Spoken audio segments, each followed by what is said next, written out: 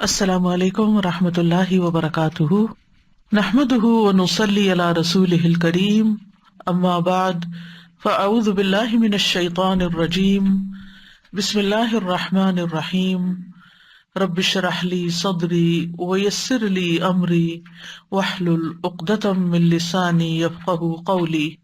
وَإِذَا سَأَلَكَ عِبَادِي عَنِّي فَإِنِّي قَرِيبٌ أُجِيبُ دَعْوَةَ الدَّاعِ إِذَا دَعَانِ فَلْيَسْتَجِيبُوا لِي وَلْيُؤْمِنُوا بِي لَعَلَّهُمْ يَرْشُدُونَ۔ اور جب میرے بندے آپ سے میرے بارے میں سوال کریں تو کہہ دیجئے، بے شک میں قریب ہوں، میں پکارنے والے کی پکار کا جواب دیتا ہوں۔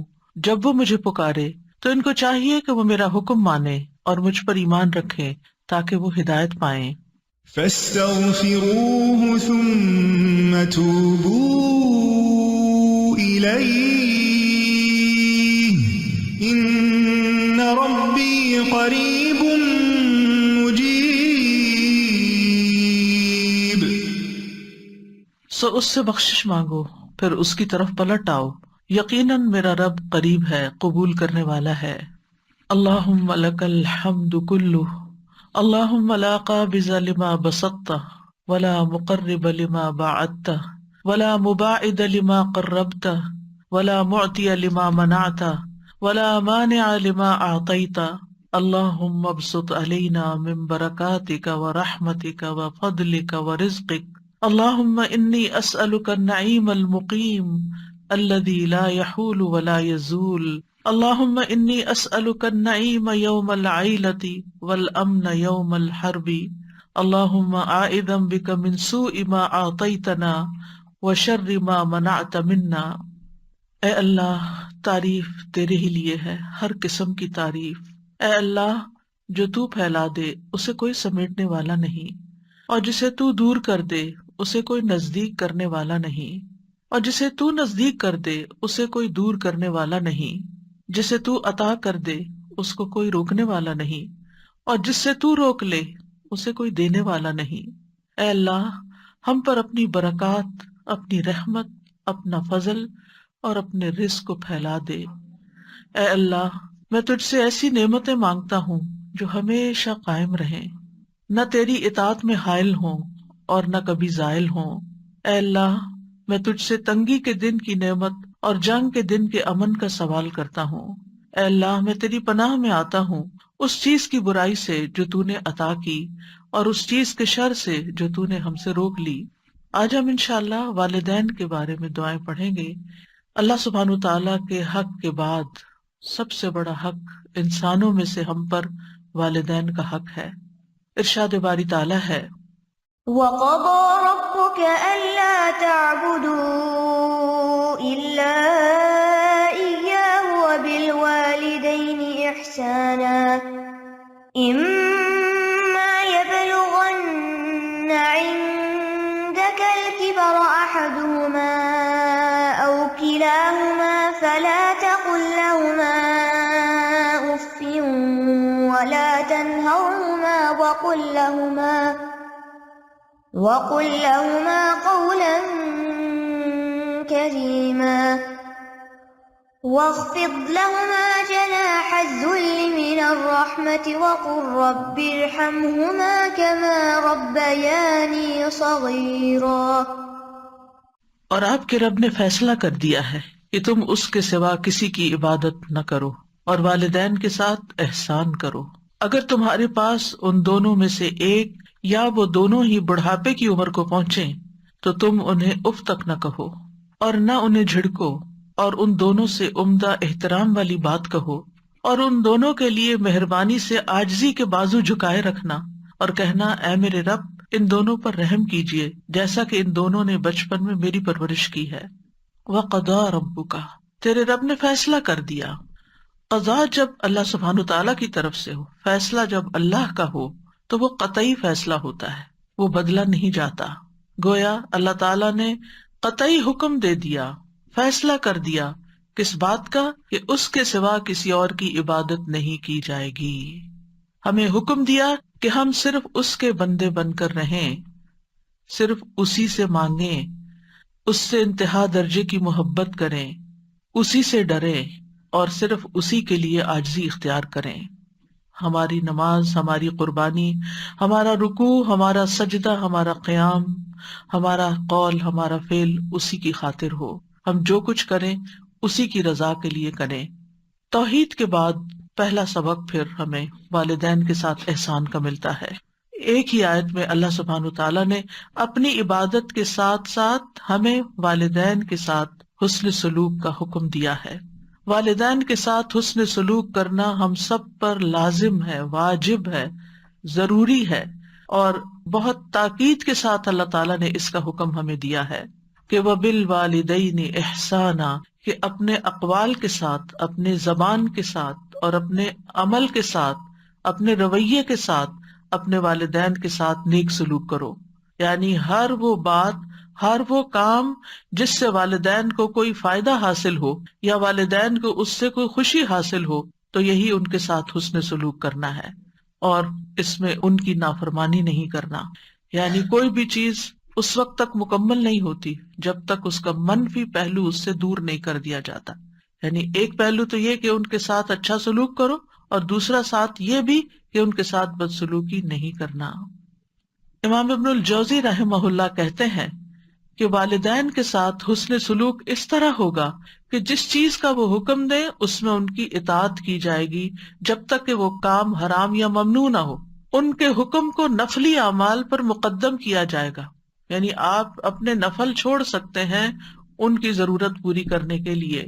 والدین جس کام سے روک دیں اس سے رکا جائے، ان پر خرچ کیا جائے، یعنی اپنا ذاتی کمایا ہوا مال ان پہ لگایا جائے، ان کی خواہشات کو پورا کیا جائے، ان کی خدمت میں انتہائی زور لگا دیا جائے، یعنی اپنی جی جان سے ان کی خدمت کی جائے، اپنے ہاتھ پاؤں سے بھی۔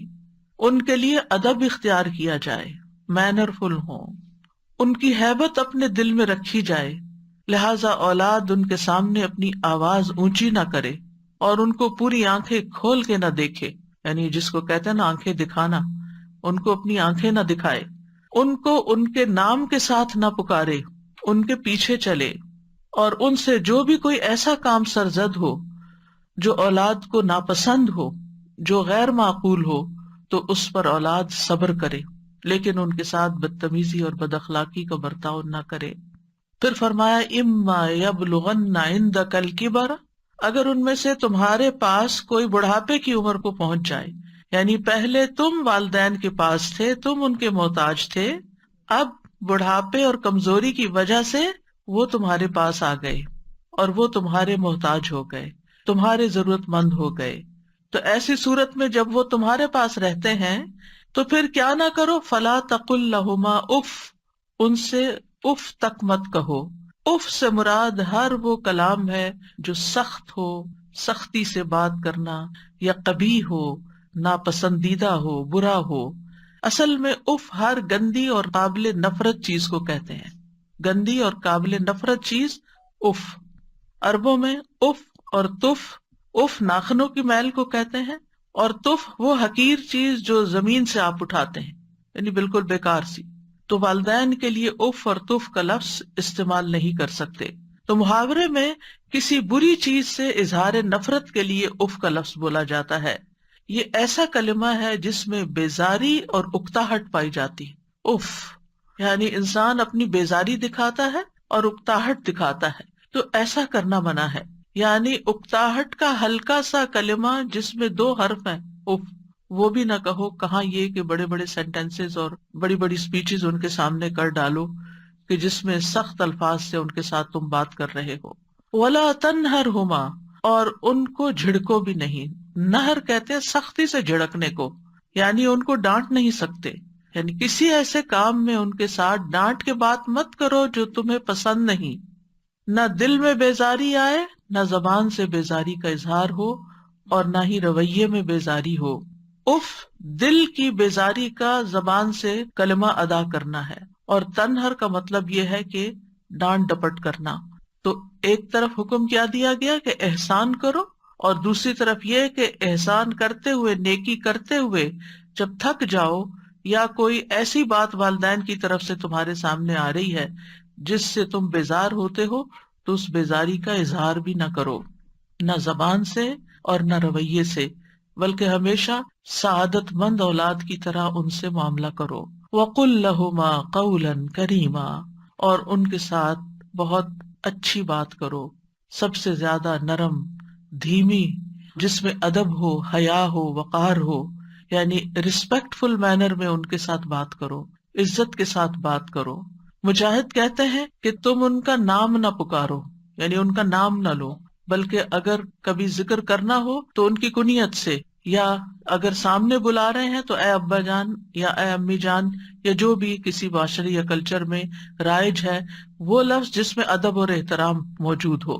اسی طرح ایک قول یہ ہے قولاً کریمہ سے کہ جس طرح بچپن میں وہ تمہارے پیشاب پخانہ کو صاف کرتے وقت کوئی کراہت محسوس نہیں کرتے تھے، تمہارے پیمپر چینج کرتے، اور ایک وقت تھا جب پیمپر بھی نہیں ہوتے تھے، بچے کپڑے بھی خراب کر دیتے تھے اور بھی طرح طرح سے اپنی غلاظت پھیلا دیتے تھے، تو والدین بغیر کسی نفرت کے اور بغیر منہ بنائے اور بغیر کسی بیزاری کا اظہار کیے تمہاری ساری نجاست دھوتے رہے، صاف ستھرا کرتے رہے تمہیں، بلکہ محبت سے پیش آتے رہے.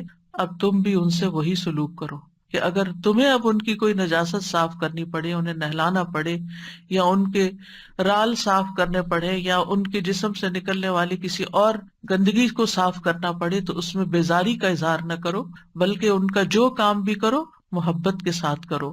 پھر فرمایا وَاخْفِضْ لَهُمَا جَنَاحَ الذُّلِّ مِنَ الرَّحْمَةِ، کہ ان کے لیے رحمت کے ساتھ عاجزی کے پر جھکا لو.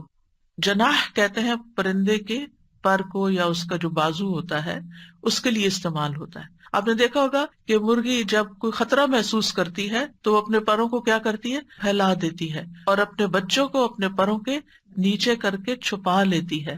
یہ ہے جناح الذل، یعنی اس میں کیا کرتی ہے، پر تو ویسے اوپر ہوتا ہے نا، تو پھر جو پھیلا کے تو اس کو نیچے لے جاتی ہے، جھکا دیتی ہے اپنے پر.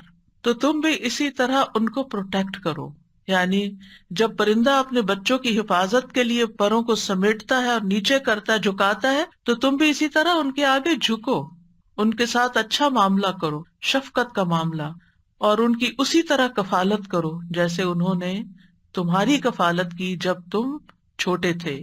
اور دوسرا عمومی معنی یہی ہے کہ جب بھی ان سے بات کرو، معاملہ کرو، تو عاجزی اور انکساری کے ساتھ کرو.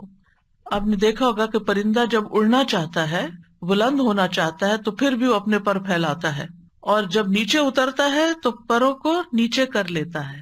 تو یعنی ماں باپ کے سامنے اونچے نہ ہو بلکہ نیچے رہو، یعنی بازو پست رکھو، تواضع اور عاجزی کے ساتھ ان کے سامنے بیٹھو، بات کرو. اور اس میں اس بات کی طرف بھی اشارہ ہے کہ جس قدر کوئی اپنے والدین کے لیے عاجزی اختیار کرے گا، اللہ تعالیٰ اس کو اتنی ہی بلندی عطا کرے گا. وَقُلْ رَبِّ ارْحَمْهُمَا، اور آپ کہیے کہ اے میرے رب ان دونوں پہ رحم فرما. رحمت کے لفظ میں دین اور دنیا کی تمام برکات شامل ہیں، دین اور دنیا کی ساری برکتیں شامل ہیں. رب ارحمہما کما ربیانی صغیرا، جیسے انہوں نے مجھے بچپن میں پالا تھا، یعنی اے اللہ ان پر ایسی رحمت کر جیسے انہوں نے مجھ پر رحمت کی تھی. اور دوسرا یہ کہ ان پہ رحم فرما کیونکہ انہوں نے بچپن میں میری تربیت کی تھی، مجھے پالا تھا. یہاں انسان کو اس کی بچپن کی حالت یاد کرائی گئی ہے، کیونکہ انسان جب بچہ ہوتا ہے تو انتہائی ڈپینڈنٹ ہوتا ہے، اپنا کوئی کام خود نہیں کر سکتا، اپنے جذبات کا اظہار بھی زبان سے نہیں کر سکتا. تو اس طرح انسان کو اس کی کمزوری اور اس کے بچپن کی حالت یاد دلا کر اس کے دل میں شفقت پیدا کی جا رہی کہ تم بھی اپنے والدین کے لیے ایسی شفقت کا اظہار کرو. اور آپ دیکھیے جب اللہ سبحانہ وتعالیٰ نے حکم دے دیا اور انسان پھر بھی وہ حق ادا نہ کر سکا تو اس کو دعا سکھا دی کہ یا رب میں تو اس قابل نہیں اور میں تو ان کا حق ادا ہی نہیں کر سکتا، لہٰذا میں تجھ سے دعا کرتا ہوں کہ تو ان پہ رحم فرما، تو ان کی ساری ضروریات پوری فرما. اور یہ حقیقت ہے کہ ہم خود کچھ بھی کر لیں جو ماں نے تکلیفیں اٹھائی ہماری پیدائش کے وقت ہماری دنیا میں لانے کے لیے، ہم تو ایک حصہ بھی اس کا حق ادا نہیں کر سکتے. پھر جب ولادت کے دوران ایک ایک کانٹریکشن ماں نے لی، ایک ایک پین جو برداشت کی، وہ ہم ساری زندگی بھی خدمت کریں تو اس درد کو ہم محسوس نہیں کر سکتے اور اس کا بدلہ نہیں چکا سکتے. پھر اس کے بعد جو دودھ پلایا اور جو ہماری نجاست صاف کی اور راتوں کو ہمارے لیے جاگ جاگ کر ہماری خدمت کی اور ہمارے لیے دعائیں کی، خود بھوکے رہ کے ہمیں کھلایا، ساری ضروریات ہماری پوری کی، تو یہ سب کچھ کس بات کا تقاضا کرتا ہے کہ ہم خود یا رب حق ادا نہیں کر سکتے، تو ہی ان پر رحم فرما اور تو ہی ان کی تمام ضروریات پوری فرما. صحابہ کی زندگی میں ہم دیکھتے ہیں کہ وہ اپنے والدین کے لیے دعائیں کرتے ہیں. ہانی بنت ابی طالب کے ایک آزاد کردہ غلام ہے ابو مرہ، وہ کہتے ہیں ایک بار وہ ابو ہریرہ کے ساتھ ان کے وطن عقیق گئے جہاں سے وہ تھے. جب ابو ہریرہ اپنے وطن پہنچے تو بڑی اونچی آواز میں کہا، اماں جان السلام علیکی ورحمۃ اللہ وبرکاتہ. انہوں نے جواب دیا، وعلیک السلام ورحمۃ اللہ وبرکاتہ. پھر ابو ہریرہ کہنے لگے، رحمک اللہ کما ربیتنی صغیرا، اللہ تعالیٰ آپ پر رحم فرمائے جیسے آپ نے میری بچپن میں پرورش فرمائی. تو والدہ نے جواب دیا، فجزاک اللہ خیرا ورضی عنک کما بررتنی کبیرا. اے میرے بیٹے، تمہیں بھی اللہ بہترین جزا دے اور تم سے راضی ہو جائے جیسا تم نے میرے ساتھ بڑھاپے میں نیک سلوک کیا. یعنی جب اولاد والدین کو دعائیں دیتی ہے تو والدین اس سے بڑھ کر دعائیں دیتے ہیں. یہاں بھی آپ دیکھیں ابو ہریرہ کی دعا چھوٹی ہے لیکن والدہ کی دعا بڑی ہے. فجزاک اللہ ورضی عنک، اس میں دو چیزیں آ گئیں، کما بررتنی کبیرا. سلف صالحین اپنے والدین کے لیے خوب خوب دعائیں کرتے تھے. عامر بن عبداللہ بن زبیر کہتے ہیں، میرے والد فوت ہو گئے تو میں نے پورا سال اللہ سے ایک ہی دعا مانگی کہ اے اللہ میرے والد کو معاف فرما دے. یعنی مسلسل یہی دعا کرتے رہے. سفیان ابن عیینہ کہتے ہیں، جو شخص 5 نمازیں ادا کرتا ہے گویا اس نے اللہ کا شکر ادا کیا، یعنی وہ شاکرین میں سے ہے. اور جو ہر نماز کے بعد والدین کے حق میں دعا کرتا ہے تو اس نے ان دونوں کا بھی شکر ادا کیا. یعنی جو شخص نماز پڑھتا ہے اور پھر نماز میں دعا کر لیتا ہے گویا وہ شکر گزاروں میں سے ہے. اور اس میں آپ دیکھیے کہ علماء یہ کہتے ہیں کہ جیسے اللہ سبحانہ تعالیٰ کے حق کے بعد سب سے بڑا حق پھر نبی صلی اللہ علیہ وسلم کا ہے، تو نماز میں جب تشہد پڑھتے ہیں تو تشہد میں پہلے درود شریف پڑھتے ہیں اور پھر اس کے بعد والدین کے لیے دعا کرتے ہیں، ربنا اغفر لی ولوالدی وللمؤمنین یوم یقوم الحساب. یہ حکمت ہے اس دعا کے یہاں رکھے جانے کی. ہر بچے کو جسے نماز سکھائی جاتی ہے اس کو یہ دعا بھی سکھائی جاتی ہے کہ ویسے تو ہم عام طور پر دعا کرنا بھول جاتے ہیں، لیکن جو بچہ نماز پڑھتا ہوگا وہ ہر صورت یہ دعا کرے گا ہی کرے گا. اور اس طرح اولاد کی دعاؤں میں ماں باپ ہمیشہ جب تک وہ زندہ ہیں شامل رہیں گے، چاہے والدین زندہ ہیں یا والدین فوت ہو چکے ہیں. ہر 2 صورت میں والدین کے لیے دعا کرنی چاہیے. ان کی اگر کوئی سختی یا ان سے کسی قسم کی کوئی ناگوار صورتحال زندگی میں پیش بھی آئی تو بھی والدین اس بات کے حقدار ہیں کہ ان کے لیے دعائیں کی جاتی رہیں. اور جو شکر گزار ہوتا ہے وہی اللہ تعالیٰ کا محبوب ہوتا ہے. اور شیطان کا کام کیا ہے؟ اس کا کیا کہنا تھا؟ وَلَا تَجِدُ أَكْثَرَهُمْ شَاكِرِينَ، کہ تو انسانوں کی اکثریت کو شکر گزار نہیں پائے گا. بلکہ ہونا یہ چاہیے کہ جہاں آپ کی کوئی ضرورت اٹکے، جہاں آپ کو کوئی پریشانی لاحق ہو، اتنی ہی والدین کے لیے دعائیں زیادہ بڑھا دیں، کثرت کے ساتھ دعائیں کریں. اور خصوصاً سجدوں میں، یعنی آپ باندھ لیں کہ کس وقت آپ نے لازماً یہ دعا پڑھنی ہے، کیونکہ یہاں پر حکم دیا گیا وَقُلْ رَبِّ ارْحَمْهُمَا كَمَا رَبَّيَانِي صَغِيرًا، کہ یہ کہتے رہیے کہ اے رب ان پہ رحم فرما جیسے انہوں نے مجھے بچپن میں پالا. لہذا بہتر یہی ہے کہ نماز میں سجدے میں تسبیحات پڑھنے کے بعد یہ دعا کم از کم ایک دفعہ تو ایک سجدے میں ضرور ہی ہو، اگر زیادہ ہو تو اور بھی اچھا، کیونکہ ان احسنتم احسنتم لانفسکم، اگر تم نے احسان کیا تو اپنے ہی فائدے کے لیے کیا. اور پھر آپ دیکھیے کہ جو شخص والدین کے لیے دعا نہ کرے وہ محروم ہے. بعض صحابہ کہتے ہیں والدین کے لیے دعا نہ مانگنا اولاد کی زندگی کو تنگ کر دیتا ہے. بعض اوقات بچوں کی جاب نہیں لگتی، بعض اوقات ان کی شادی نہیں ہوتی، بعض اوقات ان کو اور طرح طرح کی مشکلات پیش آتی ہیں، ان کو یہی نصیحت کرنی چاہیے، ان کو یہی سبق سکھانا چاہیے کہ وہ اپنے والدین کے ساتھ حسن سلوک کریں. وہ ان کے ساتھ اچھے ہوں گے تو اللہ سبحانہ وتعالیٰ ان پر مہربانی کرے گا. یہ مشکلات کے حل کے لیے، پرابلمس کو دور کرنے کے لیے، غم اور دکھ اور ڈپریشن کا علاج ہے کہ انسان زیادہ سے زیادہ والدین کے ساتھ احسان کا سلوک کرے. بلکہ جب کسی بھی انسان کے ساتھ احسان کرے تو سوچے کیا میں نے اپنے والدین کے لیے بھی کچھ کیا. اب دیکھیے کہ بعض اوقات ہم اپنے دوستوں کو، رشتہ داروں کو، اوروں کو کتنے بڑے بڑے گفٹ دے دیتے ہیں، لیکن ہم اپنے ماں باپ کی طرف سے صدقہ کرنا بھول جاتے ہیں. خاص طور پر رمضان میں آپ دیکھیے کہ ہم جہاں اپنی طرف سے، اپنے بال بچوں کی طرف سے، کسی کی طرف سے بھی کچھ کریں تو ماں باپ کو نہ بھولیں، ان کی طرف سے سب سے پہلے کریں. کیونکہ اللہ سبحانہ وتعالیٰ نے اپنے حق کے بعد والدین کا ذکر کیا ہے. سورۃ النساء میں آتا ہے وَاعْبُدُوا اللَّهَ وَلَا تُشْرِكُوا بِهِ شَيْئًا وَبِالْوَالِدَيْنِ إِحْسَانًا، اور اللہ کی عبادت کرو اور اس کے ساتھ کسی چیز کو شریک نہ بناؤ، اور اپنے ماں باپ کے ساتھ حسن سلوک کرو. سورۃ البقرہ میں آتا ہے وَإِذْ أَخَذْنَا مِيثَاقَ بَنِي إِسْرَائِيلَ لَا تَعْبُدُونَ إِلَّا اللَّهَ وَبِالْوَالِدَيْنِ إِحْسَانًا، اور وہ وقت یاد کرو جب ہم نے بنی اسرائیل سے پختہ عہد لیا تھا، پکا وعدہ لیا تھا اس بات پر کہ تم اللہ کے سوا کسی کی عبادت نہ کرنا اور والدین کے ساتھ احسان کرنا. اللہ سبحانہ وتعالیٰ اپنے شکر کے بعد والدین کے شکر کا حکم دیتے ہیں. سورۃ لقمان میں آتا ہے وَوَصَّيْنَا الْإِنسَانَ بِوَالِدَيْهِ حَمَلَتْهُ أُمُّهُ وَهْنًا عَلَى وَهْنٍ وَفِصَالُهُ فِي عَامَيْنِ أَنِ اشْكُرْ لِي وَلِوَالِدَيْكَ إِلَيَّ الْمَصِيرُ، اور ہم نے انسان کو اپنے والدین کے ساتھ نیک سلوک کا تاکیدی حکم دیا.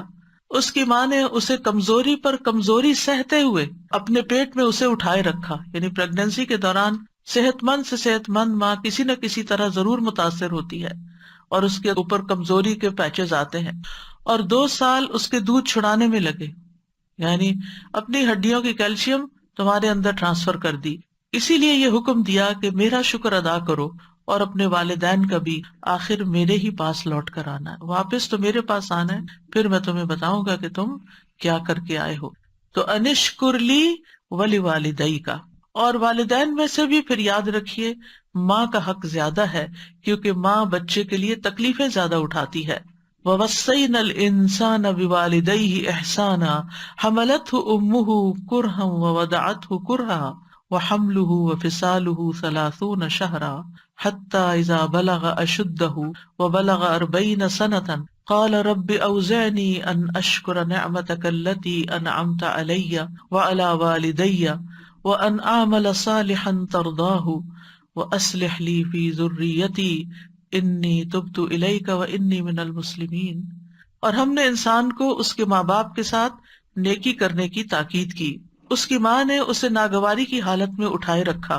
یعنی پریگنینسی کا عرصہ جو ہے وہ کوئی خوشگواری کا نہیں ہوتا، اس میں طرح طرح کی اٹھتے بیٹھتے چلتے پھرتے کھاتے پیتے لیٹتے جاگتے ہر حال میں عورت کو کوئی نہ کوئی تکلیف لاحق ہو رہی ہوتی ہے.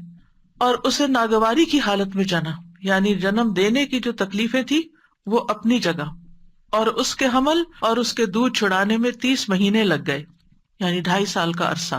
یہاں تک کہ جب وہ اپنی پوری قوت کو پہنچا اور 40 برس کو پہنچ گیا تو اس نے کہا اے میرے رب مجھے توفیق دے کہ میں تیری اس نعمت کا شکر ادا کروں جو تو نے مجھ پر اور میرے ماں باپ پر انعام کی، اور یہ کہ میں وہ نیک عمل کروں جسے تو پسند کرتا ہے، اور میرے لیے میری اولاد میں اصلاح فرما دے. بے شک میں نے تیری طرف توبہ کی اور بے شک میں حکم ماننے والوں میں سے ہوں. اور اس میں آپ دیکھیے کہ جب ایک بچہ اس طریقے سے اپنے والدین کا شکر ادا کرتا ہے اور اس کے لیے دعا کرتا ہے کہ اللہ مجھے توفیق دے کہ میں یہ کر سکوں، کیونکہ اللہ کی توفیق کے بغیر کوئی کام نہیں ہو سکتا، اور پھر نیک عمل کی دعا کرتا ہے اور اپنی اولاد کی اصلاح کی دعا بھی کرتا ہے اور توبہ کرتا ہے اور اللہ کا حکم ماننے کا عہد کرتا ہے، تو پھر اللہ تعالیٰ کیا فرماتے ہیں؟ اللہ تعالیٰ فرماتے ہیں اولئک الذین نتقبل عنہم احسن ما عملوا، یہ ہیں وہ لوگ جن سے ہم ان کے اچھے عمل قبول کر لیں گے. یعنی انہوں نے جو بہترین عمل کیے وہ عمل ہم قبول کریں گے. ہم سب کو اس بات کی فکر ہوتی ہے کہ ہماری نیکیاں پتہ نہیں قبول ہوتی ہیں یا نہیں. جو ماں باپ کے ساتھ نیک سلوک کرنے والا ہے ان کے لیے اللہ تعالیٰ کا وعدہ، یہ سورۃ الاحقاف کی آیت نمبر 15 اور 16 ہے کہ اللہ تعالیٰ ان کے نیک اعمال کو قبول کر لے گا. وَنَتَجَاوَزُ عَنْ سَيِّئَاتِهِمْ فِي أَصْحَابِ الْجَنَّةِ، اور ہم ان کی خطاؤں سے درگزر کر دیں گے. ایسے لوگ جن کی یہ صفات ہوں، جن کی یہ ٹریٹس ہوں، ان کی خطائیں ہم دور کر دیں گے. فی اصحاب الجنہ، وہ جنت والوں میں ہوں گے، جنت کے ساتھیوں میں سے ہوں گے. وعد الصدق، سچا وعدہ ہے اللہ کا، اس میں کوئی شک نہیں. الذی کانوا یوعدون، وہ جس کا وہ وعدہ کیے جاتے ہیں. اور پھر اس کے برعکس والذی قال لوالدیہ اف لکما، وہ بچہ جو اپنے ماں باپ کو اف کہتا ہے اور کہتا ہے اتعداننی ان اخرج، تم مجھے دھمکیاں دیتے ہو کہ میں دوبارہ مرنے کے بعد نکالا جاؤں گا. وقد خلت القرون من قبلی، مجھ سے پہلے بھی بہت سی قومیں گزر چکی. وہما یستغیثان اللہ ویلک آمن، اور وہ دونوں ماں باپ اپنے بچے کے لیے فریادیں کرتے ہیں. ویلک آمن، تیرا ناس ہو ایمان لیا، تیرا ناس ہے ایمان لیا. ان وعد اللہ حق، بے شک اللہ کا وعدہ سچا ہے. فیقول ما ھذا الا اساطیر الاولین، تو وہ کہتا ہے یہ سب دین کی باتیں، قرآن کی باتیں، پہلوں کی کہانیاں ہیں، تم مجھے کس بات کی دھمکی دیتے ہو، دنیا میں ایسا ہی ہوتا چلا ہے. تو یہ دو کردار ہیں، اور آج جب معاشرے کے اندر، خود مسلمان گھرانوں کے اندر یہ دونوں کردار نظر آتے ہیں. ایک طرف اطاعت گزار بچے ہیں، فرما بردار بچے ہیں، احسان کرنے والے، نیک سلوک کرنے والے، ماں باپ کے لیے دعائیں کرنے والے، اور دوسری طرف وہ جو ماں باپ کی ہر نصیحت کو مذاق میں اڑانے والے اور اسے پرانی کہانیاں بتانے والے اور ایمان سے بھی نکل جانے والے. اللہ تعالیٰ ایسے لوگوں کے بارے میں کیا فرماتے ہیں؟ اولئک الذین حق علیہم القول فی امم، ان امتوں میں سے جن کی وہ بات کر رہا ہے، ان امتوں میں، ان سارے لوگوں میں سے ان پر بات حق ہو گئی جو ان سے پہلے گزری امتیں، من الجن والانس، جنوں اور انسانوں کی. انہم کانوا خاسرین، کہ یہ سب لوگ خسارہ پانے والے تھے. یعنی جنہوں نے بھی یہ رویہ اختیار کیا ماں باپ کے ساتھ، انہوں نے بس خسارہ ہی اٹھایا، ان کی نہ دنیا بنی اور نہ آخرت بنی. یہاں پر ہم دیکھتے ہیں کہ خصوصاً چونکہ ماں کا ذکر ہے تو اس پر حدیث میں آتا ہے، رسول اللہ صلی اللہ علیہ وسلم نے فرمایا، بے شک اللہ تمہیں تمہاری ماؤں کے ساتھ حسن سلوک کی وصیت فرماتا ہے، پھر تمہیں تمہاری ماؤں کے بارے میں وصیت فرماتا ہے، پھر تمہیں تمہارے باپوں کے بارے میں وصیت کرتا ہے، پھر تمہیں قریب سے قریب تر کے بارے میں وصیت کرتا ہے. اس کے بعد باقی رشتہ داروں کا اور باقی لوگوں کا حق آتا ہے، پہلے ماں کا، پھر باپ کا، اور پھر باقی رشتوں کا. ایک اور روایت کے اندر جو سنن نبی داؤد کی ہے کہ ایک شخص نے عرض کیا، اے اللہ کے رسول، میں کس کے ساتھ نیکی کروں، کس کے ساتھ حسن سلوک کروں؟ آپ نے فرمایا اپنی ماں کے ساتھ، پھر اپنی ماں کے ساتھ، پھر اپنی ماں کے ساتھ، پھر اپنے باپ کے ساتھ، پھر قرابت داری میں جو زیادہ قریب ہوں. تو واضح طور پر بتا دیا گیا کہ انسان کے حسن سلوک کا سب سے زیادہ مستحق کون ہے. جب انسانوں کے ساتھ نیکی کرنے کا خیال آئے تو سب سے پہلے والدین کو یاد کریں، ان کے ساتھ احسان کریں. انبیاء علیہ السلام اپنے والدین کے ساتھ کیا سلوک کرتے تھے؟ حضرت یحییٰ کے بارے میں آتا ہے، یا یحییٰ خذ الکتاب بقوہ وآتیناہ الحکم صبیا وحنانا من لدنا وزکاة وکان تقیا وبرا بوالدیہ ولم یکن جبارا عصیا. یہ اللہ سبحانہ وتعالیٰ کی تعریف ہے یحییٰ علیہ السلام کے بارے میں. اللہ تعالیٰ نے ان کو حکم دیا، اے یحییٰ، کتاب پر مضبوطی سے عمل پیرا ہو جاؤ، اور ہم نے اسے بچپن میں ہی قوت فیصلہ عطا کر دی تھی. ہم نے اسے اپنی مہربانی سے نرم دل اور پاک سیرت بنایا، اور وہ پرہیزگار تھا. وہ اپنے والدین سے ہمیشہ اچھا سلوک کرتا. ان کے والدین کتنی عمر کے تھے؟ بہت بزرگ. حضرت زکریا علیہ السلام انتہائی بوڑھے ہو گئے تھے، اور والدہ بھی بہت بوڑھی تھی جب وہ پیدا ہوئے. تو آپ سوچئے کہ ایک بچہ جس نے پیدا ہوتا ہی بوڑھے والدین دیکھے، اس کے لیے تو زندگی کی وہ بہاریں گزر گئی نا جو والدین کی جوانی کی ہوتی. تو پھر بھی وہ اپنے والدین کے اس بڑھاپے پر پریشان نہیں ہے، وہ ہمیشہ اپنے والدین سے اچھا سلوک کرتے اور کسی وقت بھی جابر اور نافرمان نہ ہوئے. وَلَمْ يَكُنْ جَبَّارًا عَصِيًّا، کبھی نافرمانی نہیں کی. ہم میں سے کون کہہ سکتا ہے کہ ہم نے اپنے ماں باپ کی کوئی بات نہیں ٹالی؟ مانی کون سی اور کتنی ٹالی، کتنی کا انکار کر دیا. عیسیٰ علیہ السلام کی صفت میں آتا ہے وبرم بوالدتی ولم یجعلنی جبارا شقیا، اور میں اپنی والدہ سے بہتر سلوک کرتا رہوں اور اس نے مجھے جابر اور بدبخت نہیں بنایا۔ یاد رکھیے ماں کے ساتھ نیکی جہاد سے زیادہ اہم ہے۔ معاویہ بن جاہمہ کہتے ہیں میں نے رسول اللہ صلی اللہ علیہ وسلم کی خدمت میں حاضر ہو کر عرض کیا، اے اللہ کے رسول، میں آپ کے ساتھ مل کر جہاد کرنا چاہتا ہوں۔ ابتغی بذالک وجہ اللہ والدار الآخرہ، اس سے میرا مقصد اللہ کا چہرہ ہے اور آخرت کا گھر ہے۔ رسول اللہ صلی اللہ علیہ وسلم نے فرمایا، تیرا بھلا ہو، کیا تیری ماں زندہ ہے؟ میں نے کہا جی ہاں۔ آپ نے فرمایا واپس جا کر اس کی خدمت کر۔ پھر میں نے دوسری طرف سے آ کر عرض کیا، اے اللہ کے رسول، میں آپ کے ساتھ مل کر جہاد کرنا چاہتا ہوں۔ ابتغی بذالک وجہ اللہ والدار الآخرہ۔ آپ نے فرمایا تیرا بھلا ہو، کیا تیری ماں زندہ ہے؟ میں نے کہا جی ہاں۔ اے اللہ کے رسول، آپ نے فرمایا واپس جا کے ان کی خدمت کرو۔ تیسری دفعہ پھر ایسا ہی ہوا تو آپ نے تیسری دفعہ بھی ان کو یہی حکم دیا اور اس کے ساتھ مزید یہ کہا، وَيْحَكَ إِلْزَمْ رِجْلَهَا فَثَمَّ الْجَنَّةُ، تیرا بھلا ہو، اس کے قدموں میں پڑے رہو، جنت وہی ہے۔ جنت چاہیے نا، نیکی چاہیے، تو جاؤ ان کی خدمت کرو۔ والدین سے حسن سلوک سب سے افضل عمل ہے۔ رسول اللہ صلی اللہ علیہ وسلم سے پوچھا گیا سب سے افضل عمل کیا ہے؟ آپ نے فرمایا وقت پہ نماز پڑھنا اور والدین کے ساتھ نیک سلوک کرنا، پھر اللہ کے راستے میں جہاد کرنا۔ یہ ہے ترتیب نیک اعمال کی۔ بعض لوگ اپنے رشتوں کو بھول جاتے ہیں، والدین کی کیئر ہی نہیں کرتے اور نیکی کے کام کرنے میں دوڑتے پھرتے ہیں، تو سب سے بڑی نیکی چھوڑ کر اس سے اگلے درجے پہ جانا، یہ تو پھر اپنی خواہش کی بات ہے۔ ایک شخص نے جہاد میں جانے کی نبی صلی اللہ علیہ وسلم سے اجازت مانگی۔ آپ نے پوچھا کیا تمہارے والدین زندہ ہیں؟ اس نے جواب دیا ہاں۔ آپ نے فرمایا ففیہما فجاہد، جاؤ ان دونوں میں جہاد کرو، یعنی جاؤ ان کی خدمت کرو، وہاں تمہارا جہاد ہے۔ کیونکہ بعض سچویشنز ایسی ہوتی ہیں کہ والدین ایسی ضرورت میں ہوتے ہیں کہ ان کی وہ ضرورت کوئی اور پوری ہی نہیں کر سکتا سوائے آپ کے، اور وہ خاص بیسک ضروریات ہوتی ہیں، مثلا ان کا کھانا پینا ہے، ان کا علاج معالجہ ہے، ان کی ایسی ضرورت ہے کہ جو آپ ہی نے کرنی ہے، لہٰذا اس خدمت کو کبھی بھی بھلانا نہیں چاہیے۔ پھر اسی طرح نفل عبادت سے زیادہ والدین کا حق ہے۔ مثلا اگر والد یا والدہ کرا رہے ہیں اور ان کو کسی دوا کی ضرورت ہے، یہ جسم دبانے کی ضرورت ہے، یہ واش روم لے جانے کی ضرورت ہے بیماری کی حالت میں، اور آپ کے میں نفل پڑھ کے آؤں گی، تو یہ نفل کسی کام کے نہیں پھر آپ کے لیے۔ اس سے بہتر ہے کہ آپ نفل مؤخر کریں، اور اگر وقت نہیں تو اس وقت کو پہلے اپنے والدہ یا والد کی خدمت میں یا ان کی ضرورت پوری کرنے میں لگائیں۔ اگر والدین مشرک ہوں، اگر والدین کفر کریں، وہ بدعت کریں، وہ شرک کریں، والدین اللہ کے نافرمان ہوں، غلط کام کرتے ہوں، تو کیا پھر بھی صلہ رحمی کرنی ہوگی؟ جی ہاں، پھر بھی صلہ رحمی کرنی ہوگی۔ ابو ہریرہ کہتے ہیں کہ رسول اللہ صلی اللہ علیہ وسلم کا گزر عبداللہ بن ابی ابن سلول کے پاس سے ہوا۔ وہ ایک جھاڑی کے سائے میں تھا۔ اس نے کہا ابن ابی کبشہ نے ہم پر غبار اڑا دیا ہے۔ نعوذ باللہ، نبی صلی اللہ علیہ وسلم کو اپنے رضائی والد کے نام سے پکار رہا ہے، یعنی کہ بے ادبی کے ساتھ۔ اس کے بیٹے عبداللہ بن عبداللہ نے کہا قسم اس ذات کی جس نے آپ صلی اللہ علیہ وسلم کو عزت دی اور آپ پر کتاب نازل کی، اگر آپ چاہیں تو میں اس کا سر قلم کر کے آپ کے پاس لے آتا ہوں۔ یعنی اس نے آپ کو اس انداز میں مخاطب کیا ہے، میں اپنے باپ کا گلا اڑا سکتا ہوں آپ کی خاطر۔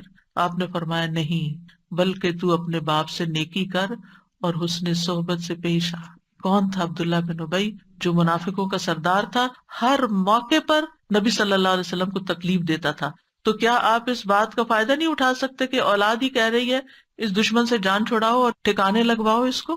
لیکن نہیں، اس والد کے ساتھ بھی آپ نے حسن سلوک کا حکم دیا، کیونکہ بہت سے بچے جو دین پڑھ جاتے ہیں ماں باپ سے ملنا جلنا چھوڑ دیتے ہیں، یہ کہہ کر کہ نہیں ان کے طور طریقے جو ہیں وہ اسلامی نہیں ہے، وہ بچوں پہ غلط انفلوئنس کرتے ہیں۔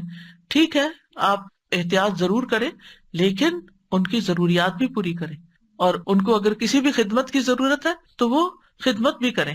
مشرک والدین کے ساتھ بھی صلہ رحمی کا حکم ہے۔ ہاں، اگر وہ یہ زور دے کہ تم شرک کرو تو شرک نہیں کرنا، یہ بات ان کی نہیں ماننی، ورنہ دنیا میں ان سے اچھے طریقے سے رہنا ہے۔ وَإِن جَاهَدَاكَ عَلَىٰ أَن تُشْرِكَ بِي مَا لَيْسَ لَكَ بِهِ عِلْمٌ فَلَا تُطِعْهُمَا وَصَاحِبْهُمَا فِي الدُّنْيَا مَعْرُوفًا۔ حضرت اسماء کہتی ہیں میری والدہ جو مشرکہ تھیں میرے پاس آئیں، میں نے رسول اللہ صلی اللہ علیہ وسلم سے پوچھا کہ وہ میرے پاس کچھ مالی تعاون کی امید سے آئی ہیں، ان کو کچھ ضرورت ہے، کیا میں اپنی والدہ کے ساتھ صلہ رحمی کر سکتی ہوں؟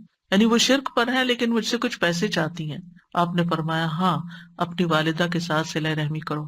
یہاں سے ایک اور نقطہ بھی نکلتا ہے کہ بعض اوقات عورت اپنے ذاتی مال میں سے اگر ماں باپ کو کچھ دینا چاہتی ہے تو شوہر صاحب اعتراض کر دیتے ہیں کہ تم ان کو کچھ نہیں دے سکتی، تم ان کو کال نہیں کر سکتی، تم ان کو سلام دعا نہیں کر سکتی. یہ قطع رحمی کی انتہائی بدترین صورت ہے کہ بیوی کو روک دیا جائے کہ ماں باپ کو سلام بھی نہ کرے، بیوی کو روک دیا جائے کہ وہ ان پہ خرچ بھی نہ کرے.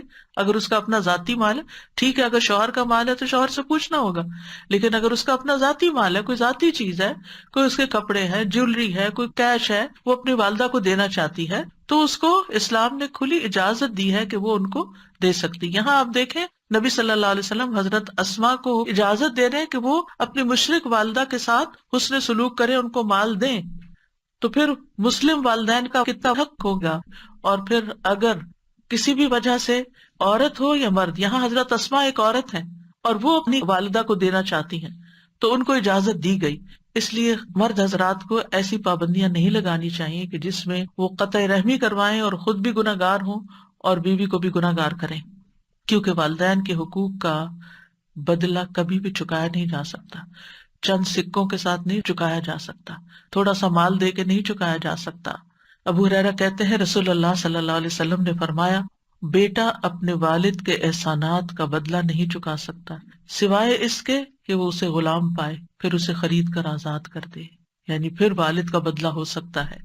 والدین سے حسن سلوک کا فائدہ ہمیں خود ہی کو پہنچتا ہے، اور اس میں سب سے پہلی چیز تو گناہوں کی بخشش ہے، جیسے سورۃ الاحقاف کی آیت نمبر 15 سے 18 تک میں نے آپ کے سامنے رکھی کہ جو لوگ اپنے والدین کے ساتھ حسن سلوک کرتے ہیں ہم ان کے اچھے عمل قبول کر لیتے ہیں اور ان کی برائیوں سے درگزر کرتے ہیں، جنت والوں میں سے ان کو کر دیتے ہیں سچے وعدے کے مطابق جو ان سے کیا جاتا ہے. پھر عمر میں برکت اور رزق میں اضافہ ہوتا ہے. کون نہیں چاہتا کہ اس کی عمر میں برکت ہو یا رزق میں اضافہ ہو؟ ہر ایک چاہتا ہے. لہٰذا اگر کوئی یہ چاہتا ہے کہ اس کا بزنس فلرش کرے، اس کی جاب اچھی ہو جائے، اس کے انویسٹمنٹس میں زیادہ انکم ہو، تو اس کو چاہیے کہ ماں باپ کے ساتھ حسن سلوک کرے، ان کا دل راضی کرے، ان کی بات مانے، ان کو خوش کرے. نبی صلی اللہ علیہ وسلم نے فرمایا جس شخص کو یہ بات پسند ہو کہ اس کی عمر میں برکت اور رزق میں اضافہ ہو جائے، یہاں اضافہ ان یزاد لہ فی رزقی، رزق زیادہ ہو جائے، اسے چاہیے کہ اپنے والدین کے ساتھ نیکی کرے اور ان کے ساتھ صلہ رحمی کیا کرے، یعنی ان کے ساتھ تعلق قائم رکھے، رشتہ جوڑ کر رکھے. والدین کی خدمت کا ایک اور فائدہ کیا ہے کہ والدین کے قدموں کے نیچے جنت ہے. والدین سے حسن سلوک جنت میں داخلے کا باعث ہے.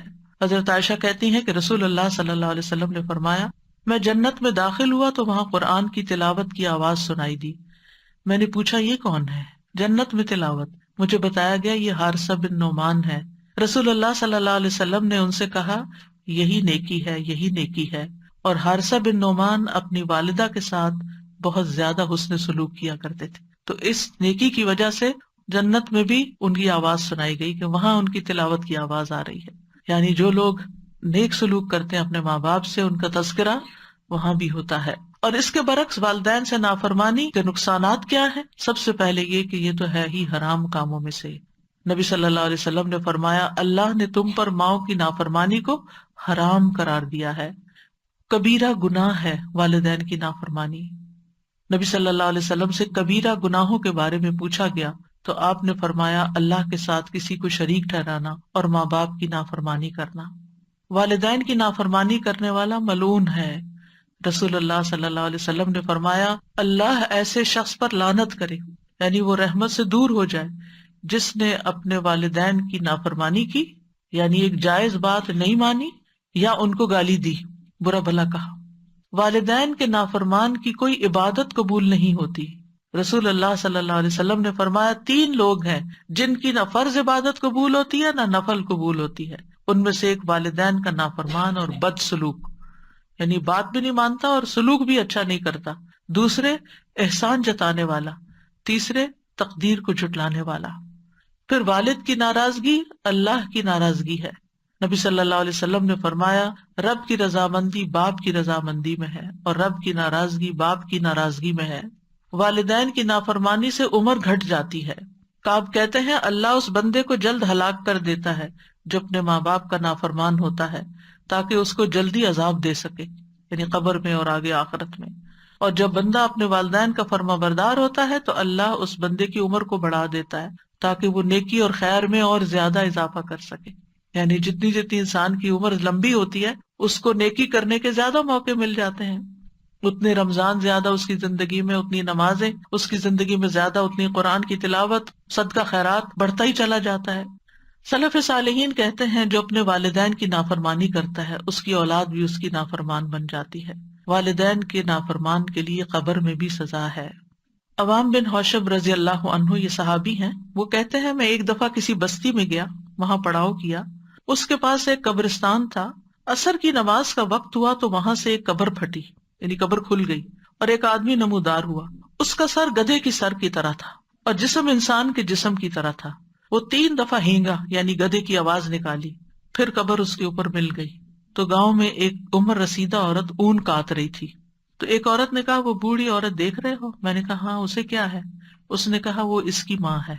میں نے پوچھا اس کا قصہ کیا ہے؟ اس نے بتایا کہ یہ شراب پیتا تھا، جب وہ جانے لگتا تو ماں کہتی اے بیٹے اللہ سے ڈر جاؤ، کب تک تم شراب پیتے رہو گے؟ اس نے کہا تم ایسے ہی ہینگتی رہتی ہو جیسے گدھا ہینگتا ہے۔ جیسے عام طور پہ بچے ماں باپ کو واپس سنا دیتے کہ آپ گرمبل کرتے ہیں، آپ یہ کرتے ہیں، آپ وہ کرتے ہیں، تو اس نے ماں کی نصیحت کو کیا کہا، گدھے کی طرح ہینگتی ہو۔ پھر وہ عصر کے بعد فوت ہو گیا۔ تو یہ وہ بندہ ہے جو ہر روز اپنی قبر سے نکلتا ہے، 3 دفعہ ہینگتا ہے، پھر قبر اس پر مل جاتی ہے۔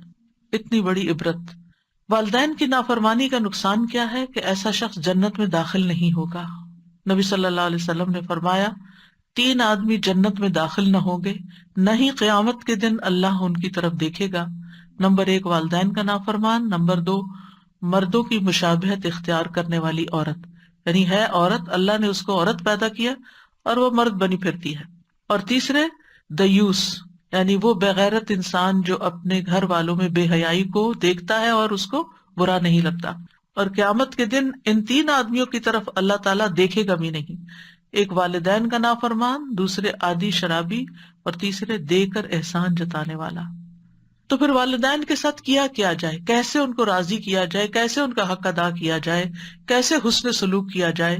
اس میں سب سے پہلی بات یہ ہے کہ ان کی خدمت کی جائے، اگر وہ زندہ ہیں تو پھر ان کے کام کیے جائیں۔ پھر دوسری بات یہ کہ جائز کاموں میں ان کی اطاعت کی جائے اور نافرمانی نہ کی جائے۔ ہاں اگر کوئی ناجائز بات وہ کہتے ہیں تو وہ نہ مانی جائے۔ پھر یہ کہ ایسے کام کیے جائیں کہ والدین کے دل سے دعائیں نکلیں۔ نبی صلی اللہ علیہ وسلم نے فرمایا 3 قسم کے لوگوں کی دعائیں قبول ہوتی ہیں اور ان کی قبولیت پہ کوئی شک نہیں۔ ان میں سے ایک والد کی دعا جو وہ اپنی اولاد کے لیے کرتا ہے، اور وہ کب کرے گا؟ جب اس کا دل خوش ہوگا اولاد کی طرف سے۔ پھر اور والدین کو رلانے سے باز رہنا چاہیے، یعنی ماں باپ کو رونے نہیں دینا چاہیے، کوئی ایسی بات، کوئی ایسا کام، کوئی ایسا طریقہ نہیں اختیار کرنا چاہیے کہ ماں باپ رونا شروع کر دیں۔ ایک آدمی رسول اللہ صلی اللہ علیہ وسلم کی خدمت میں حاضر ہوا اور کہنے لگا میں ہجرت پر آپ سے بیعت کرنے آیا ہوں اور اپنے والدین کو روتا ہوا چھوڑ کے آیا۔ وہ تو یہ بتا رہا تھا نا کہ میں نے اتنا بڑا کام کیا۔ آپ نے فرمایا واپس جاؤ، جیسے تم نے انہیں رلایا اسی طرح انہیں ہنساؤ۔ پھر اسی طرح والدین سے اگر کوئی غلطی ہو جائے تو ان کو رسوا نہ کیا جائے، ان کی برائیاں نہ کی جائیں۔ افسوس ان لوگوں پر جو دائیں بائیں ہر طرف اپنے ماں باپ کی شکایتیں کر رہے ہوتے ہیں اور ان کو برا بھلا کہہ رہے ہوتے ہیں۔ پھر والدین پر خرچ کرنا چاہیے۔ قرآن مجید میں اللہ تعالیٰ فرماتے سورۃ البقرہ میں 215 یسألونک ماذا ينفقون قل ما انفقتم من خیر فللوالدین والاقربین والیتامى والمساکین وابن السبیل وما تفعلوا من خیر فإن اللہ بہ علیم۔ وہ آپ سے پوچھتے ہیں کیا چیز خرچ کریں، کہو تم خیر میں سے جو بھی خرچ کرو تو وہ ماں باپ اور زیادہ قرابت والوں اور یتیموں اور مسکینوں اور مسافروں کے لیے، اور تم نیکی میں سے جو کچھ بھی کرو گے بے شک اللہ اسے خوب جاننے والا ہے۔ یعنی جب خرچ کرنے لگو تو پہلے ماں باپ کا حصہ، پہلے ان کی ضروریات دیکھو، اگر وہ ضرورت مند ہے تو پہلے انہیں دو اور پھر کسی اور کو دو۔ بعض اوقات ہم چیریٹی کے کاموں میں خوب دیتے رہتے ہیں، اس مسکین کو دے رہے ہیں، اس غریب کو دے رہے ہیں، اس فقیر کو دے رہے ہیں، اس کام میں لگا رہے ہیں، اس کام میں لگا رہے ہیں، اور ماں باپ منہ دیکھ رہے ہیں، وہ اپنی ضروریات کے لیے ترس رہے ہیں۔ اور پھر بعض بچے تو ضد لگا دیتے ہیں وہ فلاں بھائی دے نا، میں ہی کیوں دوں؟ نہیں، جتنا ان کو دو گے اس سے زیادہ واپس آئے گا تمہارے پاس۔ پھر بعض یہ کہتے ہیں ان کے پاس تو آلریڈی بہت کچھ ہے، بھلے ہو پھر بھی ہمارا کام ہے دینا۔ بعض کہتے ہیں ہم ان کو دیتے ہیں پھر وہ آگے صدقہ کر دیتی ہیں، بھلے صدقہ کرتی رہیں. بعض کہتے ہیں ہم ان کو دیتے ہیں اور وہ فلاں خالہ کو یا فلاں پھپھی کو دے دیتی ہیں جن سے ہماری نہیں بنتی. نہ بنے آپ کی، وہ جس کو چاہے دیں. اس میں ہمیں یہ نہیں دیکھنا چاہیے کہ ہماری پسند یا ہماری چوائس کیا ہے یا ہمیں کیا فائدہ ہو رہا ہے اس سے. ہمیں بس سب سے بڑا فائدہ یہ کہ ہمارے رب کا حکم پورا ہو رہا ہے اور وہ راضی ہو رہا ہے. وہ اس پیسے سے آگے جو بھی کرے، الا یہ کہ اگر آپ سمجھے کہ کسی حرام کام میں لگا رہے ہیں تو وہ اور بات ہے، ورنہ ادر وائز اگر آپ صدقہ بھی کرنا چاہتے ہیں تو آپ ان کے ہاتھ میں دیں، آپ صدقہ کیجیے. اور اگر وہ دنیا سے گزر چکے ہیں تو ان کی طرف سے پھر وہ جو زندگی میں آپ ان کو دیتے تھے نا، تو مرنے کے بعد بھی آپ ان کی طرف سے صدقہ کرتے رہیں. کیونکہ زندگی میں تو والدین کے ساتھ بعض اوقات بچے کہتے ہیں کہ چلو ماں باپ ہم سے خوش ہوں گے تو ہمیں بھی کچھ ملے گا، یا اچھا فیل کرتے ہیں. لیکن جب وہ فوت ہو جاتے ہیں اور آنکھوں سے اوجھل ہو جاتے ہیں اور اپنے ہاتھوں سے ان کو دفنا کے آ جاتے ہیں تو پھر اس وقت ہم آہستہ آہستہ بھولنے لگتے ہیں. نہیں، ان کو تب بھی نہیں بھولنا اور ان کی طرف سے صدقہ خیرات کرتے رہنا ہے. پھر یہ کہ اگر اپنے پاس نہیں تو ایسی صورت میں کمائی کر کے، محنت کر کے ان پہ خرچ کیا جائے. طارق محربی کہتے ہیں ہم مدینہ آئے تو رسول اللہ صلی اللہ علیہ وسلم ممبر پر کھڑے لوگوں سے خطاب فرما رہے تھے. آپ فرما رہے تھے دینے والے کا ہاتھ اونچا ہوتا ہے اور سب سے پہلے تم اسے دو جس کی کفالت کے تم ذمہ دار ہو، یعنی اپنے بچوں پر، اولاد پہ خرچ کرو جو ان کی بیسک نیڈز ہیں. اپنی ماں کو دو، اپنے باپ کو دو، اپنی بہن کو دو، اپنے بھائی کو دو، پھر اپنے قریبی رشتے دار کو دو جو تمہارے قریبی. یہ ترتیب بتا دی گئی، یعنی بیسک نیسیسٹیز گھر کی پوری کر کے، پھر ماں سے شروع کر کے، پھر باپ، پھر بہن، پھر بھائی، پھر قریبی رشتے دار، اور پھر جو تمہارے آس پاس قریب کے لوگ ہوں. اور اگر نہیں تو محنت کر کے دو. کہمس ایک بزرگ تھے، وہ پینٹ کے مسالے بنانے والے کارخانے میں کام کرتے تھے اور اس کے بدلے ان کو 1/3 درہم ملتا تھا. جب شام ہوتی تو وہ پھل خریدتے، پھر اس کو لے کر اپنی والدہ کی طرف آتے اور انہیں پیش کرتے. یعنی تھوڑا سا ہی ہوتا تھا لیکن اس تھوڑے میں سے بھی ماں کے لیے حصہ نکالتے. پھر یہ کہ والدین کی بات کان لگا کے سننی چاہیے، توجہ سے سننی چاہیے. محمد بن سیرین اپنی والدہ کے لیے جب لباس خریدتے تو سب سے زیادہ نرم لباس خریدتے تھے. جب عید آتی تو اپنی والدہ کا لباس خود رنگتے بھی تھے اور اپنی آواز کو کبھی اپنی والدہ پر بلند نہ کرتے تھے.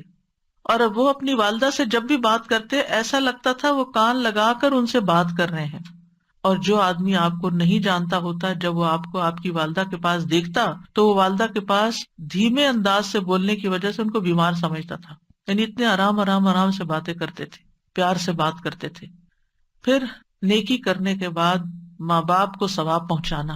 ربیع بن خثیم راستے سے تکلیف دہ چیز کو ہٹاتے اور کہتے یا اللہ اس کا اجر میری والدہ اور میرے والد کو ملے. ان کو تو مل ہی گیا جس نے نیکی کی، لیکن چھوٹے چھوٹے کاموں کا ثواب بھی اپنے ماں باپ کو بھیجتے کیونکہ وہ عقل مند لوگ تھے. ان کو پتا تھا کہ ان کے لیے جو کریں گے اس کا تو کئی گنا زیادہ لوٹ کر واپس آئے گا ہماری ہی طرف، تو وہ اس کو اپنی سعادت سمجھتے تھے. والدین دنیا سے چلے جائیں تو پھر بھی ان کے حقوق ادا کرنے چاہیے. سب سے پہلے تو ان کے لیے دعائیں. رسول اللہ صلی اللہ علیہ وسلم نے فرمایا مرنے کے بعد انسان کے اعمال کا سلسلہ منقطع ہو جاتا ہے سوائے 3 چیزوں کے جن کا ثواب میت کو پہنچتا رہتا ہے. صدقہ جاریہ کہ جو انسان اپنی زندگی میں خود اپنے ہاتھ سے اپنا مال کسی صدقہ جاریہ کے پروجیکٹ میں لگا جائے، جب تک وہ پروجیکٹ چلتا رہتا ہے آپ کو ثواب پہنچتا رہے گا.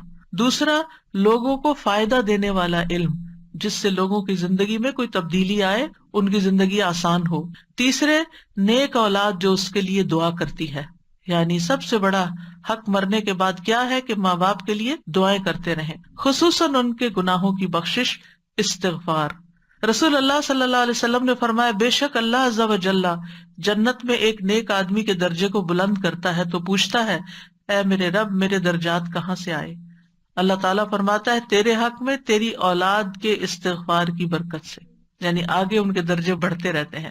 ان کی طرف سے صدقہ کیا جائے. ایک آدمی نے عرض کیا میرے والد فوت ہو گئے اور انہوں نے مال چھوڑا لیکن وصیت نہیں کی، اگر میں ان کی طرف سے صدقہ کروں تو ان کے گناہ معاف ہو جائیں گے؟ آپ نے فرمایا ہاں. ایک اور آدمی نبی صلی اللہ علیہ وسلم کے پاس آیا، عرض کیا یا رسول اللہ صلی اللہ علیہ وسلم میری والدہ بغیر وصیت کیے اچانک فوت ہو گئی ہیں اور میرا گمان ہے کہ اگر وہ بات کرتی تو صدقہ کرتی، تو اگر میں ان کی طرف سے صدقہ کروں تو کیا ان کو اجر ملے گا؟ آپ نے فرمایا ہاں.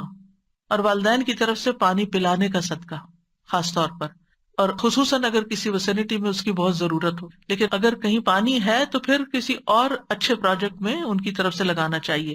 ایک شخص نے عرض کیا اللہ کے رسول میری والدہ فوت ہو گئی ہیں، کیا میں ان کی طرف سے صدقہ کر سکتا ہوں؟ آپ صلی اللہ علیہ وسلم نے فرمایا ہاں. میں نے عرض کیا زیادہ افضل کیا بات ہے؟ آپ نے فرمایا پانی پلانا. ان کی طرف سے روزوں کی قضا ادا کرنا، یعنی اگر وہ ایسی بیماری میں فوت ہوئے ہیں کہ روزے نہیں رکھ سکے تو پھر ان کی وفات کے بعد ان کے روزے پورے کیے جائیں، روزے رکھ کے. ان کی طرف سے حج کرنا. ایک خاتون نے حج کی نظر مانی لیکن کر نہ سکی، انتقال ہو گیا تو بیٹی نے نبی صلی اللہ علیہ وسلم کی خدمت میں آ کر پوچھا کیا میں ان کی طرف سے حج کر لوں؟ آپ نے فرمایا ہاں تم ان کی طرف سے حج کر سکتی. تو اس کو حج بدل کہتے ہیں. فرمایا کیا تمہاری ماں پہ قرض ہوتا تو تم ادا نہ کرتی؟ تو اللہ کا حق بھی ادا کرو، کیونکہ اللہ زیادہ حقدار ہے کہ اس کا قرض ادا کیا جائے. تو اس سے بھی آپ دیکھ سکتے ہیں کہ قرضہ بھی ادا کرنا چاہیے اگر ماں باپ چھوڑ کر فوت ہوئے ہیں. ان کی نظر پوری کرنا.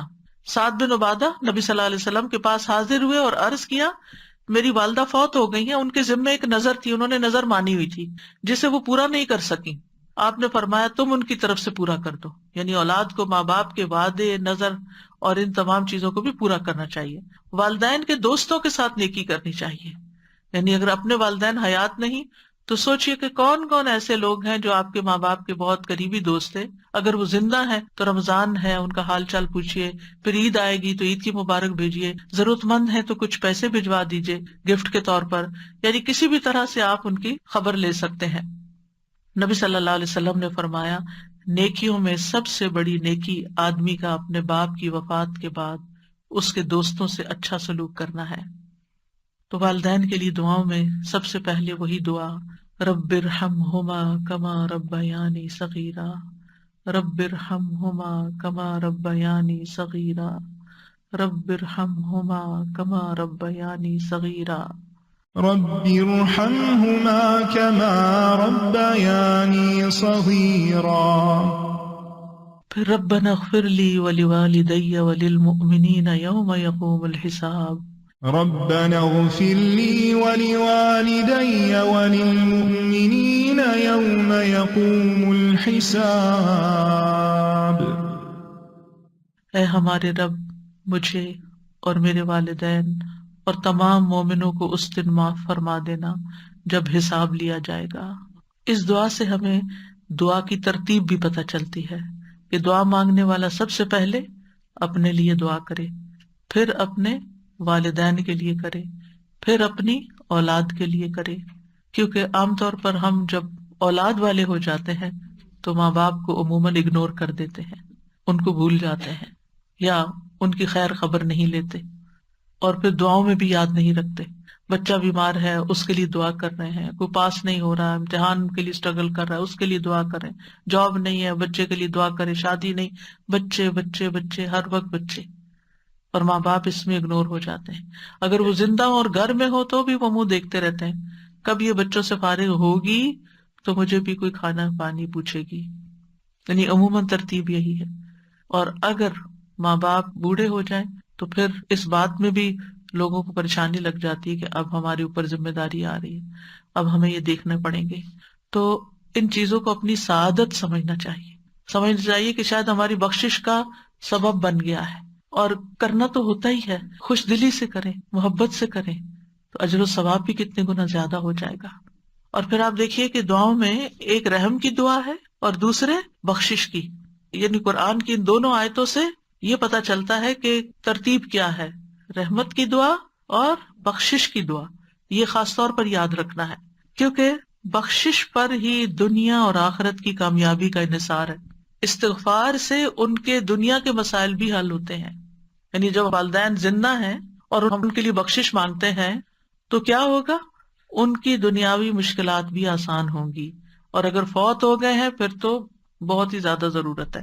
اور اگر ان کے گناہ معاف ہو چکے آپ کی دعاؤں سے اور ابھی بھی آپ بخشش مانگے جا رہے ہیں تو اب کیا ہوگا، درجات بلند ہونا شروع ہو جائیں گے. اور آپ دیکھیے کہ یہ دعا جو ہے ربنا اغفر لی ولوالدی وللمؤمنین یوم یقوم الحساب، یہ کس کی دعا ہے؟ ابراہیم علیہ السلام کی دعا. اللہ تعالیٰ نے اپنے خلیل کے لیے اسی دعا کو خاص کیا. انہوں نے اور دعائیں بھی کی ہوں گی لیکن اس کا ذکر قرآن میں کیا. اور والدین کے لیے اس لیے بھی دعا کی جائے کہ ہم والدین کی کمائی ہیں اور والدین نے اپنی کمائی ہم پر خرچ کی ہے. اور پھر غائبانہ دعا. ایک ہوتا ہے کہ آپ کے والدین زندہ ہیں اور آپ ان کے سامنے یا آپ ان کو فون پہ یا آپ ان کو میسج پر دعائیں دیں، اور ایک یہ ہے کہ وہ جا چکے ہیں، اب وہ تو آپ سے تقاضا بھی نہیں کر سکتے کہ بچوں مجھے یاد رکھنا دعا میں، آپ ان کے لیے غائبانہ دعا کر رہے ہیں. اور غائبانہ دعا جو ہے قبول ہوتی ہے اور اس کا فوری طور پر اثر آپ کو بھی پہنچتا ہے. یعنی نہ صرف والدین کے لیے بلکہ سارے مومنوں کے لیے یہ دعا کرنی چاہیے. وَلِلْمُؤْمِنِينَ يَوْمَ يَقُومُ الْحِسَابُ. تو جب آپ سارے مومنوں کے لیے دعا کر رہے ہیں تو جتنی ان کی بخشش ہوگی اس کا اجر بھی آپ کو ملے گا، اور پلٹ کر واپس آپ کی بھی بخشش ہو جائے گی. اور پھر اگر زندہ ہے تو یاد رکھیے دعا کرنا محبت کو بڑھانے کا ذریعہ ہوتا ہے. آپ کسی کے لیے بھی دعا کرتے اور خلوص دل سے دعا کرتے ہیں تو اس شخص کے دل میں آپ کی قدر پیدا ہو جاتی ہے، چاہے آپ اس کے سامنے کریں چاہے غائبانہ طور پر کریں. تو جن لوگوں نے آپ پر کوئی احسان کیا، یعنی بہتر یہ ہے کہ آپ کوئی اپنی ڈائری بنا لیں اور ان میں نام لکھ لیں، اور اگر نام سب کے نہیں لکھے جا سکتے تو آپ مجموعی طور پر کہیں کہ یا رب جس کسی نے مجھ پر جو بھی احسان کیا ہے تو اسے اس کا بہترین بدلہ عطا کر، اس پہ رحمت فرما، ان کی بخشش فرما، ان کی دین دنیا کی ضروریات پوری فرما. بعض اوقات ہم ہر ایک کے احسان کا بدلہ نہیں دے سکتے، لیکن دعا کی شکل میں ہم ان کے کسی نہ کسی طرح کام آ سکتے ہیں. تو یہ محبت بڑھانے اور آپس کے تعلقات کو اچھا کرنے کا ذریعہ بھی ہے. اور پھر یہ ہے کہ دنیا کے امور کے ساتھ ساتھ آخرت کی دعائیں ضرور مانگنی چاہیے. یوم یقوم الحساب کی بات ہوئی ہے یہاں پر، کیونکہ عام طور پر ہم کسی کو دنیا میں بیمار دیکھتے ہیں تو ہم اس کی شفا کی دعا کر لیتے ہیں. اگر اس کی زندگی میں مال کی کمی ہے تو ہم کہتے ہیں اللہ اس کو وسیع رزق عطا کر. اگر کسی اور چیز کی کمی ہے، کوئی پریشانی ہے، کوئی دکھ تکلیف کسی کو لاحق ہو گئی ہے تو ہم اس کے دور کرنے کے لیے دعا کر لیتے ہیں. لیکن ہم بھول جاتے ہیں کہ آخرت کی مشکلات سب سے بڑی ہیں، اس کے لیے دعا کریں. اور پھر آپ دیکھیے کہ شرعی دعائیں جو ہیں، جو آپ کو یہاں میں ان پروگرامز میں بتا رہی ہوں، یہ بڑی جامع دعائیں ہیں. ہمارے اندر اتنی ہمت ہستی نہیں ہوتی کہ ہم خود اتنے اچھے الفاظ سلیکٹ کر سکیں اور ان الفاظ میں مانگ سکیں. جب ہم قرآن کی آیت سے کوئی دعا لے کے مانگتے تو وہ ہر حرف پہ 10 نیکیاں الگ مل رہی ہوتی، اور پھر اللہ سبحانہ تعالیٰ کی سکھائی ہوئی دعا مانگ رہے ہوتے ہیں، اور پھر یہ کہ قبولیت بھی زیادہ ہوتی ہے. تو اس میں دنیا اور آخرت کے بڑے بڑے مقاصد چھپے ہوئے ہوتے ہیں اور مختصر الفاظ بھی ہوتے ہیں. حضرت نوح علیہ السلام نے بھی ایک دعا کی تھی، رب اغفر لی ولوالدی ولمن دخل بیتی مؤمنا وللمؤمنین والمؤمنات ولا تزد الظالمین الا تبارا. اے رب مجھے بخش دے اور میرے ماں باپ کو اور اس کو جو مومن بن کر میرے گھر میں داخل ہو، اور ایمان والے مردوں اور ایمان والی عورتوں کو، اور ظالموں کو ہلاکت کے سوا کسی چیز میں نہ بڑھا. تو انہوں نے جہاں دعائیں کی وہاں ظالموں کے لیے بد دعا بھی کی، کیونکہ ان کی قوم 950 سال کی تبلیغ کے بعد بھی حد سے بڑھ گئی تھی. اب اس کا خاتمہ ضروری ہو گیا تھا، کیونکہ انہوں نے کہا کہ ولا یلد الا فاجرا کفارا، کہ ان کی تو اولادیں بھی بڑی نافرمان اور ناشکری ہیں، کہیں سے کوئی خیر نظر ہی نہیں آ رہی. تو بہتر ہے اس نسل کو، اس قوم کو اب ملیا میٹ کر دیا جائے. پھر ہے سورۃ النمل میں حضرت سلیمان علیہ السلام کی دعا، رب اوزعنی ان اشکر نعمتک التی انعمت علی وعلی والدی وان اعمل صالحا ترضاہ وادخلنی برحمتک فی عبادک الصالحین. اے میرے رب مجھے توفیق دے کہ میں تیری اس نعمت کا شکر ادا کر سکوں جو تو نے مجھے اور میرے والدین کو عطا کی، اور اس بات کی بھی کہ میں ایسے اچھے عمل کروں جو تجھے پسند ہو، اور اپنی رحمت سے مجھے اپنے صالح بندوں میں داخل فرما. رب اوزعنی ان اشکر نعمتک التی انعمت علی وعلى والدي وأن أعمل صالحا ترضاه وأدخلني برحمتك في عبادك الصالحين. آمین. آپ کو معلوم ہے کہ یہ دعا سلیمان علیہ السلام نے کی تھی. سورۃ النمل میں آتا ہے یہاں تک کہ جب وہ چیونٹیوں کی وادی میں آئے تو ایک چیونٹی کہنے لگی، اے چیونٹیوں اپنے گھروں میں داخل ہو جاؤ، سلیمان اور اس کے لشکر تمہیں کچل نہ ڈالیں اور وہ اس کا شعور بھی نہ رکھتے ہوں.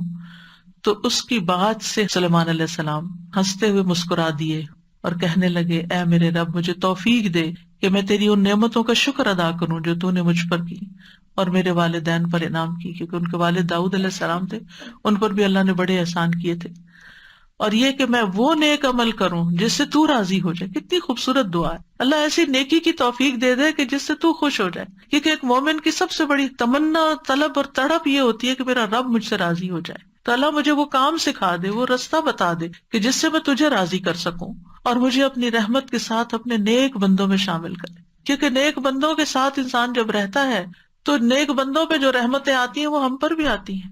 نیک بندوں کے صحبت میں جب انسان ہوتا ہے تو ان سے کوئی نیکی کا سبق ہی لیتا ہے۔ نیک مجلس میں جب انسان بیٹھ کر جاتا ہے تو اللہ تعالیٰ ان سب کو بخش دیتا ہے، جیسے وہ حدیث سیارہ ہے نا کہ کچھ فرشتے جو ہیں وہ گلیوں بازاروں میں گھومتے رہتے ہیں، پھر جب لوگ ایک جگہ کسی جگہ پر بیٹھ کر مل کر اللہ کو یاد کرتے ہیں تو پھر اس وقت جب مجلس ختم ہوتی ہے تو فرشتے اللہ تعالیٰ کے پاس پہنچتے ہیں، اللہ تعالیٰ پوچھتے ہیں کہ یہ کیا مانگ رہے تھے اور کس چیز سے پناہ مانگ رہے تھے، اور اس وقت فرشتے کہتے ہیں وہ ایک شخص ایسے ہی آ کے وہاں بیٹھ گیا تھا، تو اللہ تعالیٰ کیا فرماتے ہیں کہ یہ وہ لوگ ہیں کہ جن کے ساتھ بیٹھنے والا بھی بدبخت نہیں ہوتا، نامراد نہیں ہوتا، میں نے اس کو بھی بخش دیا، اس کی بھی بخشش ہو گئی۔ لہٰذا کتنا ضروری ہے کہ ہم ان مجالس کا اہتمام کریں اور ان میں اس نیت سے بھی حاضر ہو کہ یا اللہ یہاں سے نکلے تو ہماری بخشش ہو چکی ہو۔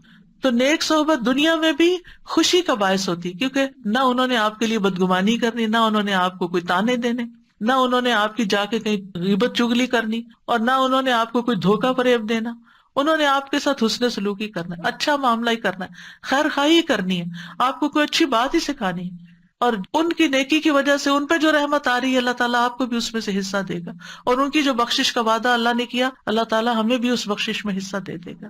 تو اس لیے انسان کو دنیا میں بھی آخرت میں بھی ایسی صحبتوں کی تلاش ہونی چاہیے اور اس کی قدر کرنی چاہیے، اور ان کو کسی قیمت پر ہاتھ سے نہیں جانے دینا چاہیے۔ اب دیکھیے کہ یوسف علیہ السلام کو اللہ تعالیٰ نے نبوت بھی عطا کی، بادشاہت بھی عطا کی، لیکن انہوں نے کیا مانگا پھر؟ فاطر السماوات والارض انت ولی فی الدنیا والآخرہ توفنی مسلما والحقنی بالصالحین، کہ اللہ مجھے اسلام کی حالت میں فوت کرنا اور نیک لوگوں کا ساتھ دینا، الحقنی بالصالحین۔ ایک انسان کو دنیا میں یہ دو چیزیں مل جائیں، نبوت اور بادشاہت، اس سے بڑی کوئی چیز دنیا میں ہے؟ دنیا میں ہر چیز ان کے لیے مسخر کر دی گئی، وہ آتا ہے نا سورۃ یوسف میں، اپنے لیے جو چاہے بنا سکتا تھا، بالکل مختار ہو گئے تھے، زمین پر ہر طرح کے احکامات ان کے جاری ہوتے تھے، ان کی کوئی بات ٹالی نہیں جاتی تھی، وہ جو چاہتے کرتے، اور دوسری طرف اللہ کی طرف سے ان کو نبوت کا اعلیٰ درجہ، لیکن ان کے دل میں کیا خواہش ہے؟ دنیا کی نہیں، الحقنی بالصالحین، کہ اللہ نیک لوگوں کا ساتھ دے۔ تو حضرت سلیمان علیہ السلام نے بھی کیا کہا؟ رب اوزعنی، اوزعنی کا لفظ جانے اس کا مطلب ہوتا ہے یا اللہ مجھے روک لے کہ میں تیرے احسان کا شکر ادا کروں، مجھے توفیق دے، یعنی مجھے اس چیز کے لیے پابند کر دے کہ میں ایسا کرتا رہوں، یعنی جس قدر تو نے مجھ پر اور میرے والدین پر احسانات کی بارش کی ہے، اس کی وجہ سے کہیں میرا نفس بے قابو نہ ہو جائے۔ ہوتا ہے نا جب نعمتیں ملتی، صحت بھی ہو، آپ کی طاقت بھی ہو، ہمت بھی ہو، مال بھی ہو، اور آپ کے ریسورسز بھی ہو، ہر چیز آپ کے لیے آسان ہو۔ سلیمان علیہ السلام تو صرف انسانوں پہ نہیں، پرندوں، چیونٹیوں اور ہر مخلوق پر حکومت کر رہے تھے۔ اتنی بڑی حکومت تو کسی انسان کو نہیں ملی۔